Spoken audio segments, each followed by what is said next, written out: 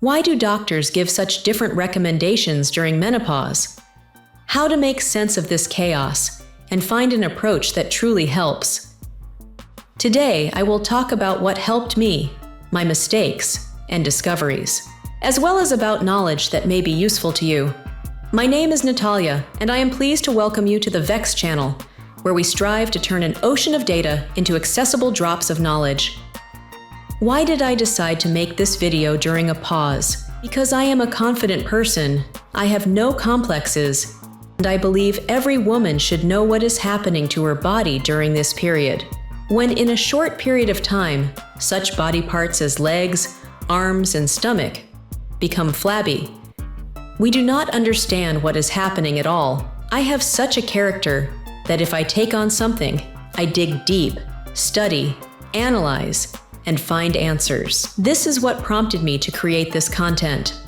When I started sharing my experience on social media, for example, on TikTok, I saw how many women are afraid even to say the word menopause. They hide it from their husbands, feel embarrassed to discuss it with friends, and suffer in silence at work. Hot flashes, sweating, a reddening face, irritability due to lack of sleep. All of this turns life into a daily ordeal. I know what it's like when you feel that your body no longer obeys you, and there's no time or energy for a psychologist. There is simply no support or research. Work, family, children, care, all this becomes even more overwhelming. That's why I decided to record this video, to give women the opportunity to understand what is happening with their bodies and help them find solutions. The first thing that always came to my mind is that when a woman enters menopause, that is, in the pre-menopausal period, when she has ovarian depletion syndrome, not a single doctor advises, take some dietary supplements based on, for example, some oil that supports your hormonal balance, which helps you extend the process until the onset of menopause. But for some reason, no one talks about it. I took various courses, paid people money. I chose naturally from the majority who had previously been doctors. Then they retrained as naturopaths, and they offer their services. But when you take these courses, I naturally want to help myself with this decision. I bought the product, and I want to help myself. But as my personal experience has already shown, after 2 courses, I did not learn anything new, only that people offer supplements. The ones they promote and the ones they receive. Fee. We will talk about hormone replacement therapy, its types, advantages, and risks. We will also discuss herbal therapy and its role in symptom relief.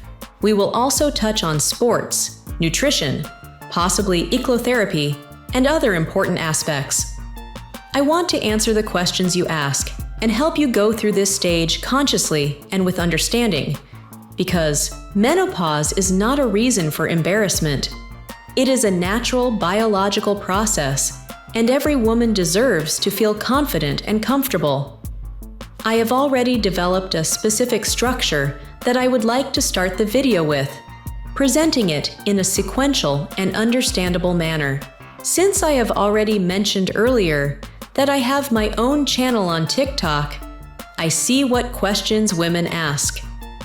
Some women don't even understand how to recognize if they have actually entered this specific pause. Are you heading towards it, or are you already experiencing it? There are cases when a woman goes to the doctor for an appointment and describes her symptoms. You know, I have headaches, I can't sleep, I have irritability, tearfulness, headaches, and so on. And the doctor might immediately prescribe you hormone therapy without even knowing the reason. Well, the woman is already approaching that age, as it is now considered. Menopause from 45 to 52 is already the norm, so why take the same tests and spend on various medications just to find out what you actually have? And believe me, there have been quite a few such cases. And I'm glad that I helped some women not to take hormone replacement therapy, but to get tested. But the question arises, what tests you need to take to really know what you have? So I decided first to make it clear to those women who are experiencing some unclear symptoms in the body, irritability, tearfulness, bad mood, and so on. You need to take tests, make sure, because there can be a flip side. When a woman experiences stress, again, I am telling you from my personal example what I went through. And if you encounter good doctors who know that you should first work with the person, look at the tests. Determine if she truly fits. Therefore, I will tell you which tests you need to take. So take a pen, write it down. For those who find it important, you can go to the doctor informed and know which test you need to take in order to find out whether you have entered menopause or not. For menopause diagnosis, it is recommended for a woman to take tests. First, the follicle-stimulating hormone, abbreviated as FSH. The FSH level significantly increases during menopause. Second, estradiol hormone, abbreviation E2. In menopause, the level of estradiol decreases. Third, luteinizing hormone, LH. Its level also increases, though not as sharply as FSH, anti-Müllerian hormone, abbreviated AMH. This indicator helps determine the follicle reserve in the ovaries. If, for instance, you see and are told that you already have 2 to 3 follicles, you will know that you are already in premenopause and a natural process is underway. During menopause, the level of AMH decreases to minimal values. The 5th hormone is progesterone.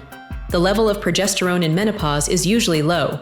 The 6th is testosterone, both free and total, to rule out hormonal imbalances.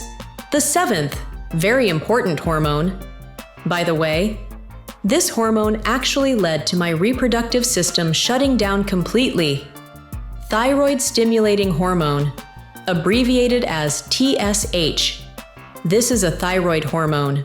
Hypothyroidism can cause symptoms similar to menopause, such as drowsiness, fatigue, lack of strength, lack of energy, irritability. Definitely similar symptoms caused by menopause itself, so they are sometimes confused. And one more very important point, if you know and are aware that thyroid-stimulating hormone, they say, is within normal ranges, even 7 and 10 are considered normal. But it's already a first warning sign that something is off in the body. So, you should monitor the situation yourself and find out what thyroid-stimulating hormone is, how it behaves, and how it generally affects your condition. Therefore, checking the thyroid is essential. 8th, glucose and lipid profile. The risk of diabetes and cardiovascular diseases increases during menopause. That's why it's very important to monitor these indicators. The 9th test, osteocalcin C-terminal, telopeptide, to assess the risk of osteoporosis, which often accompanies menopause. Mandatory blood test for vitamin D, to assess overall health and to rule out possible vitamin D deficiency.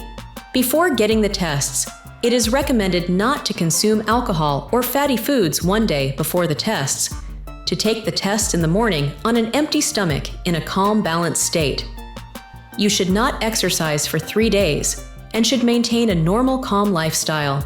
Exclude certain products that you can find and research on the internet. I definitely know this recently. Tomatoes, which cause a rise in certain hormones in the body. You must exclude all of these. You will find it's not that difficult. Inform the doctor about any hormonal medications you are taking. You should discuss the test results with the doctor for diagnosis and, if necessary, start therapy. But you should choose the therapy for yourself. What suits you? There are women who, and I am the same way. Well, I just absolutely refuse to take hormone replacement therapy. You know, the word hormone, for us, it's already like a taboo, like a trigger. It triggers. Why? Because hormones cause cancer in women, and it's already well known and understood that if you choose correctly and approach this question correctly, maybe everything will be fine. But if it's just chaotic, as happens all the time in our world, then naturally we are all afraid of it. Therefore, it's up to you to choose. Will you take hormone replacement therapy for yourself, or will you stop it when choosing phytotherapy? As I am sharing from my personal experience, I want to tell you, for 12 years, I supported my body only with various herbal preparations. I talk on my TikTok channel about how I did it, where I started, how I changed various supplements and herbs. I will tell you all about it later. After you have taken the tests and are sure that you have premenopause or menopause, there are different symptoms that indicate this. And your doctor tells you, "I'm sorry, but you already need to start hormone replacement therapy." Or sorry, but you are already in premenopause, experiencing ovarian depletion, and need hormone replacement therapy.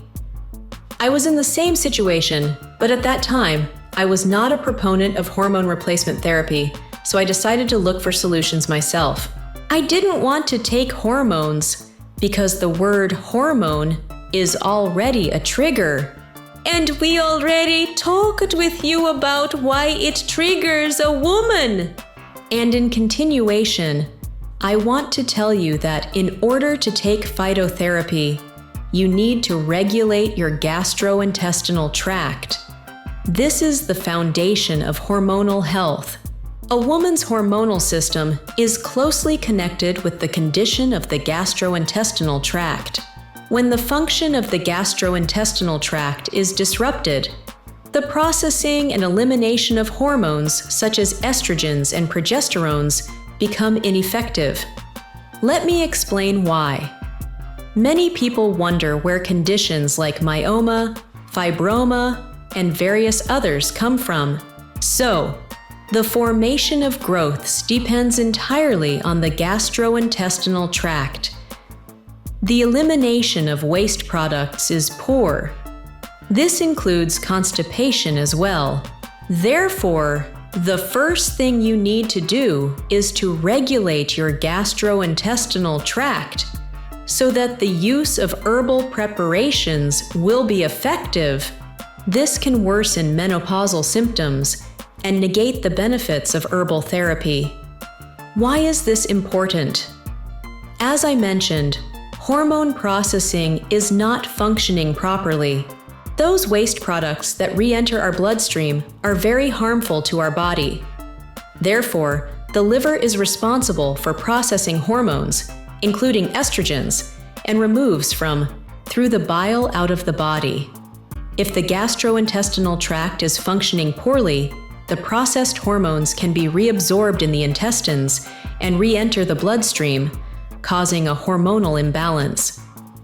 A healthy intestinal microflora plays an important role in the activation of phytoestrogens, such herbs as red clover and flaxseed. If the microflora is disrupted, the effectiveness of phytotherapy decreases. Elimination of toxins. If the intestine does not work regularly, for example, in cases of constipation, processed hormones and toxins are not eliminated from the body, which creates an additional burden on the liver. How to support a healthy gastrointestinal tract. Liver and bile excretion. 1. There are herbs: milk thistle, turmeric, dandelion. You can choose for yourself what suits you to improve your bile flow. You can consume beets, artichokes, and lemon. Again, I am sharing what I did. This is not something I read somewhere to tell you. It's all, as they say, from personal experience. In the morning, to ensure good bile flow, you can drink warm water with lemon. Additionally, take 1 teaspoon of milk thistle in a glass of water. For gut flora, you can consume natural probiotics like yogurt, sauerkraut, or some probiotic supplements. Inulin fiber is contained in garlic, topinambar, chicory, bananas. You can look for other sources. There are various products that provide this function. Regular bowel movements are essential. Flaxseed. Grind 1 to 2 tablespoons. Pour hot water. Let it stand until about room temperature, around 35 to 40 degrees, and drink it on an empty stomach. This will be a very good cleanse for your body. Regarding flaxseed, quite a lot. I made a video on TikTok. You can check it out and read. We will leave the link under the description in this video below. You can find a lot of useful information for yourself.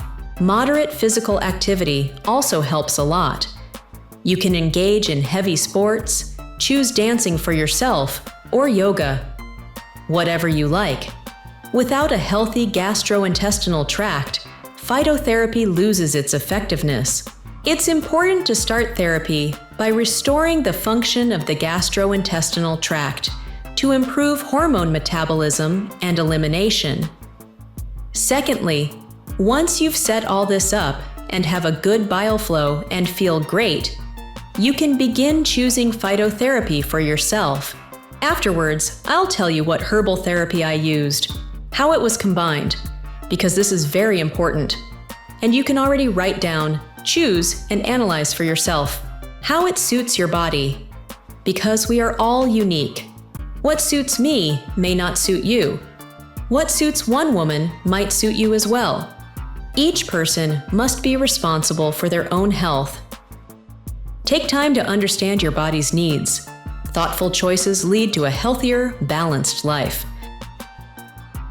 When I was 35 years old, I experienced severe stress that disrupted my hormonal system. Doctors suggested hormone replacement therapy. Why not? But I decided to try herbs, since I believed that at my age, it's possible to restore natural processes.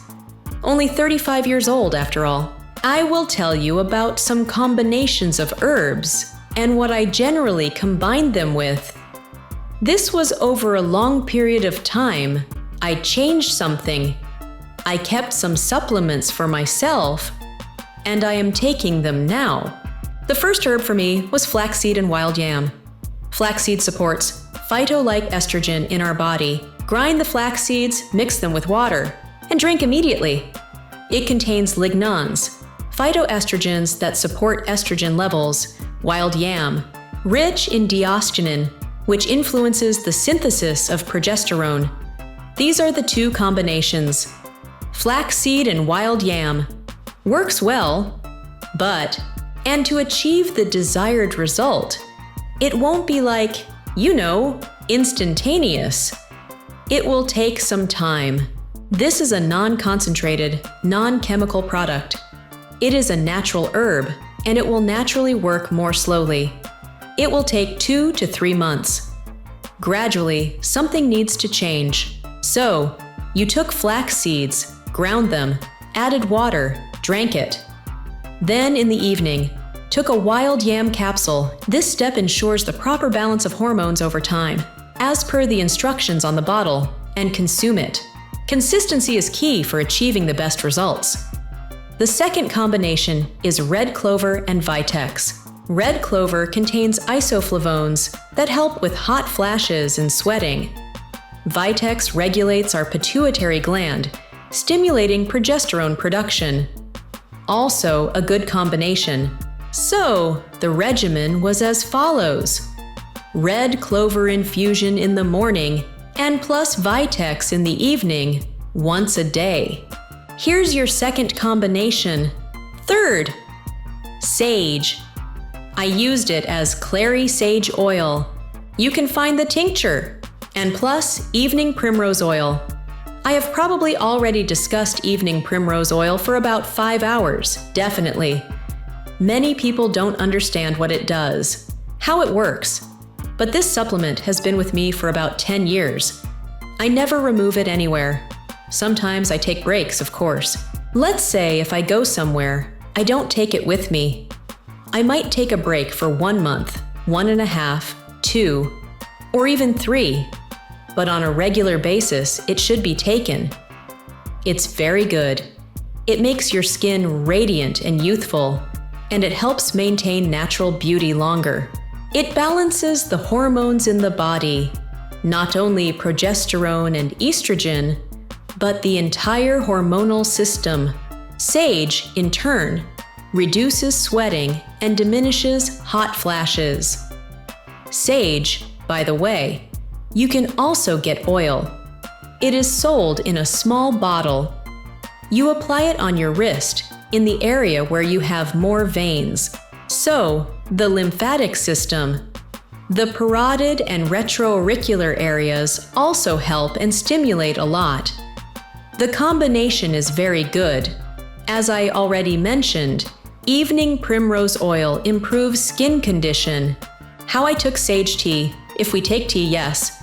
And if, for example, I took some oil in the morning, again, as stated on the recommendation on the bottle, and evening primrose oil.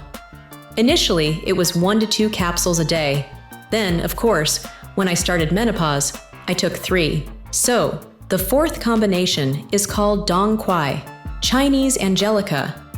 This herb strengthens blood vessels, improves blood circulation, and balances hormones. It can be taken in the morning or evening. It's up to you.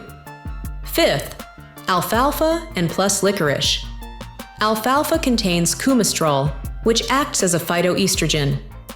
Licorice supports hormonal balance and reduces dryness. The regimen was alfalfa tincture in the morning and licorice as tea in the evening. Here are some combinations I mentioned to you. You can choose what suits your body best. Because again, I repeat, we are all individual. What suits me may not suit you. So read, discover. The main thing is that you already have a foundation. This is the most important.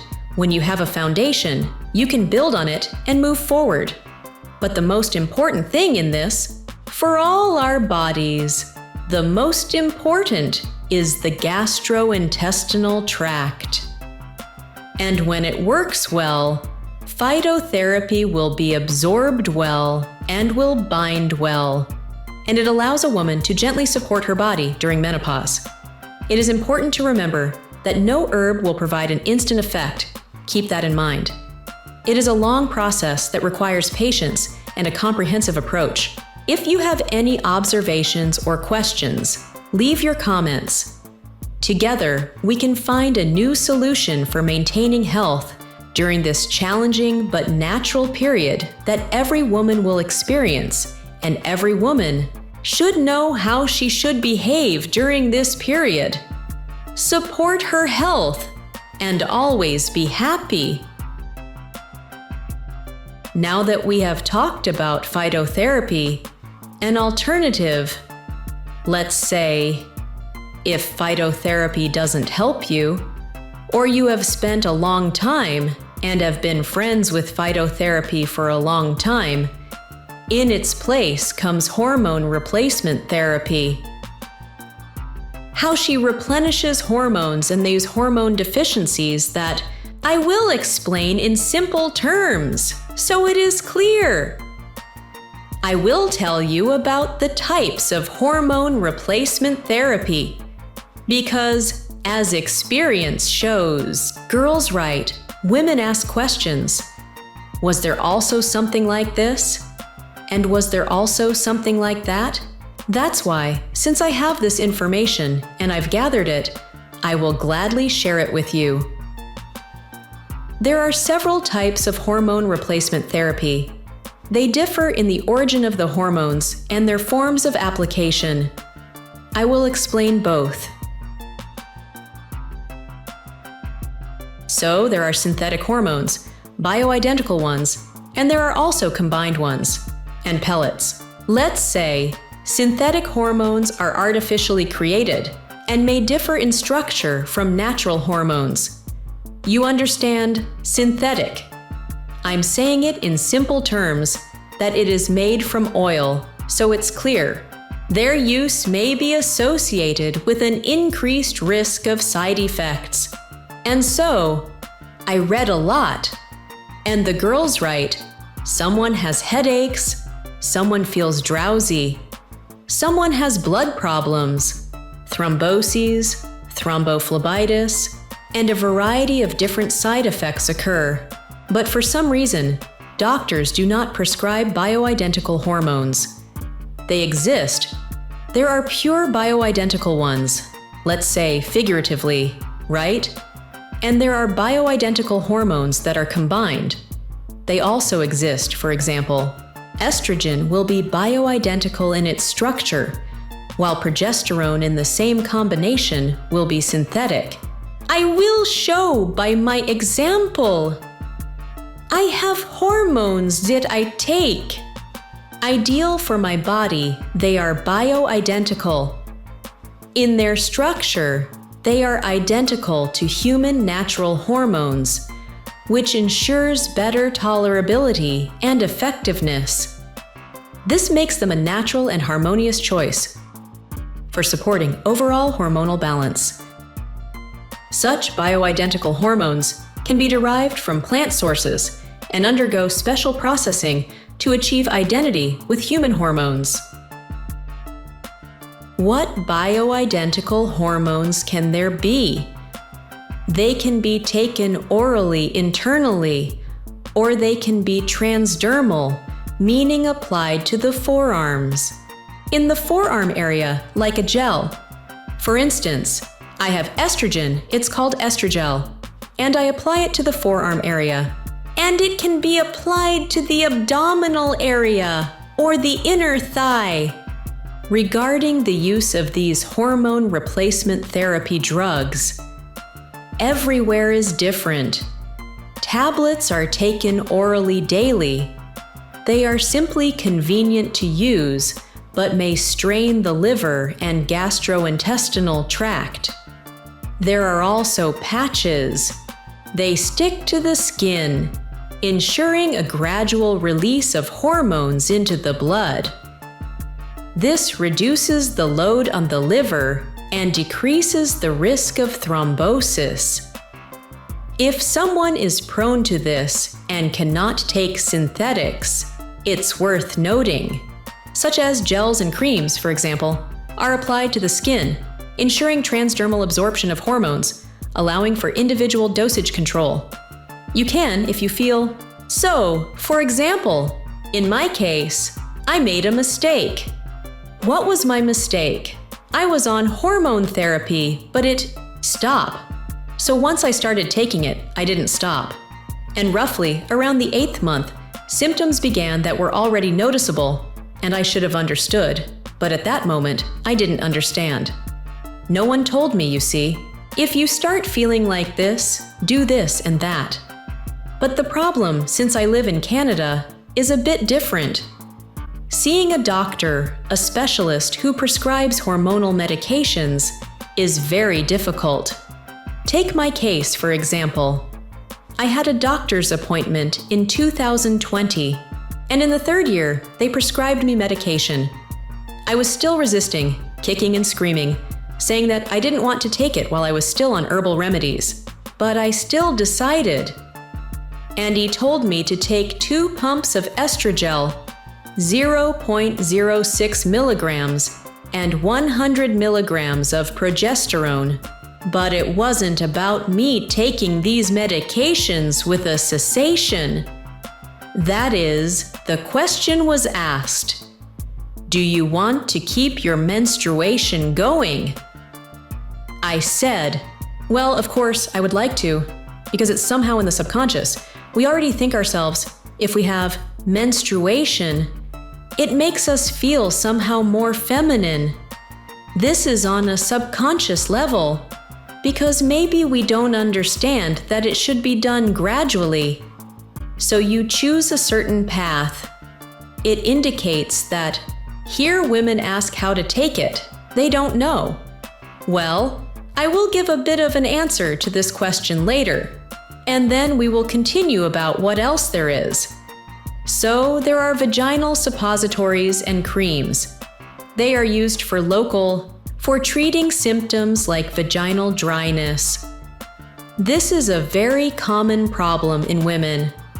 Do not hesitate to use it. It will help your body feel complete. They have minimal systemic effects. There are also very interesting names like pellets, subcutaneous implants. They are inserted under the skin and gradually release hormones. So, women who have had their uterus removed can take estrogen monotherapy, since there is no risk of endometrial hyperplasia. And for women with an intact uterus, combined therapy with estrogens and progesterones is recommended to prevent the risk of endometrial cancer. As I mentioned earlier, there is a cyclic regimen. This involves taking estrogens daily and progestogens for 10 to 14 days each month. This is suitable for those women who wish to maintain menstruation. This is why, when a woman asks, "How should I take hormone replacement therapy?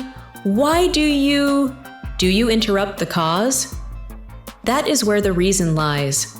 There is a continuous combined regimen. Estrogens and progestogens are taken daily without interruptions. This leads to the cessation of menstruation and is suitable for women who are already postmenopausal. Here's the main question that women always ask me. I'm not a doctor. I don't provide treatment. I can only speak from my own perspective. Here's what I've analyzed. I see. Some women already give their analyses regarding the use of one or another drug. I was very concerned about the question regarding Femostin. It is a combined drug, and this drug is prescribed to almost all women. I don't know which countries they are in. Maybe these are post-Soviet countries, I don't know, but it contains estrogen and progesterone. It is available in various doses. For example, there's 1.5, Femostin 1.10, 2.10. It wasn't clear why these numbers. I had to do some research and found that these doses and the intake regimen depend on the dose. It is a dose. For example, if a woman was waiting for certain test results and sees what her levels of estrogen and progesterone are, based on this, she is prescribed 1.5, a small dose, 1.10, 1.15, and so on, 2.10, and on and on. And the woman can choose for herself in what form and with what frequency to take this medication. To maintain your menstruation, choose one form of intake. If you want to stop menstruation, choose a completely different one. Again, it all depends on your tests, what the doctor prescribes for you, and always consult a doctor. Let's say if you go somewhere on the internet and search for something. You won't find information there that specifically pertains to you. When you visit a doctor, they already know what accompanying conditions you have, how this condition can affect your menstruation, so whether you want to menstruate or not. Regarding subcutaneous implants, which are called pellets, this is certainly an interesting discovery. What is it? These are small capsules. They contain hormones that are inserted under the skin. This provides a constant release of the hormone for 3 to 6 months. The procedure takes several minutes to install and is performed under local anesthesia. But the cost of the procedure can significantly, like hitting the wallet. It depends, I saw, on the region, on the clinic where it is located.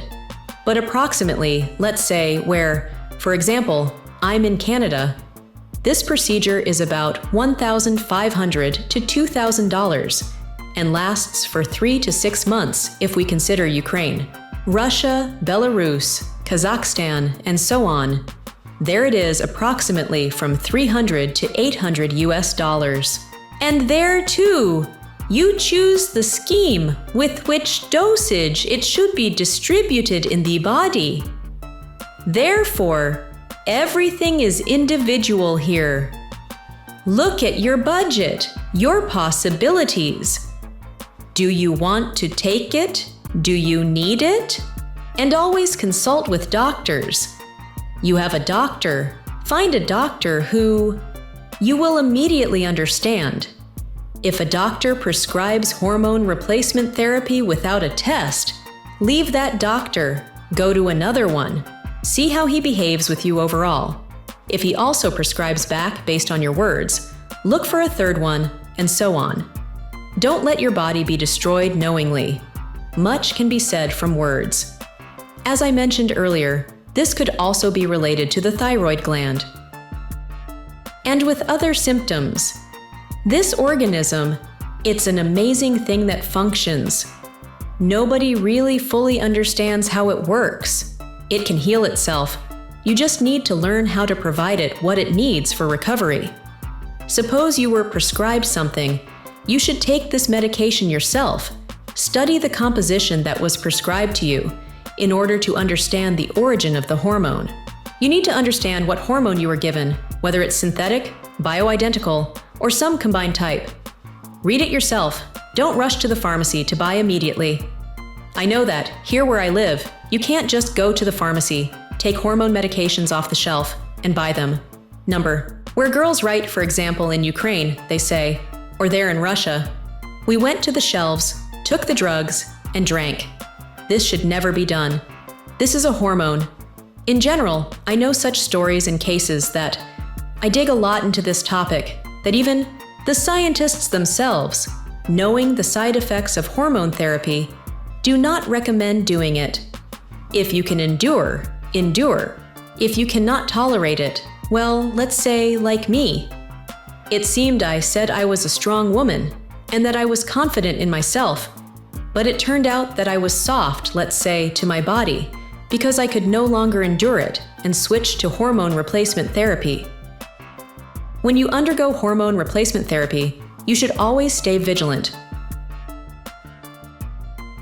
Regularly visit your doctor, get evaluations, and adjust the doses. Check, do ultrasounds. Test your blood. You may need to decrease the dose, or, on the contrary, increase it. Or decrease estrogen, increase progesterone. It is unique for each individual. Therefore, to avoid any bad situations. Ensure you get the maximum benefit while minimizing risks. According to my observations, another question that all women ask is, what vitamins and minerals do you take during menopause? I will share with you from my personal experience what I took. Then I took a break. And you will do what you need for yourself. Every vitamin I mention, or supplement, you must initially take tests. Consult with the doctor for intake, and only then decide if you need it or not. So, I will talk about vitamins. When to take them, what to combine them with, these vitamins for better absorption.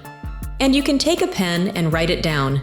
So, the first one, which I see no point without, is vitamin D. This is already proven. Someone says, now they will start saying, some say, don't take vitamin D. Others say, take it. Doctors have different opinions. They are divided. No one has ever died from taking vitamin D. On the contrary, its deficiency causes many bad things in our body. Again, this is all being studied, but don't overdo it either. So the first is vitamin D. What does it do? Supports bone health, reduces the risk of osteoporosis, strengthens the immune system. It's better to take it. Opinions were divided. Some say to take it in the morning, some say at noon, and others say in the evening.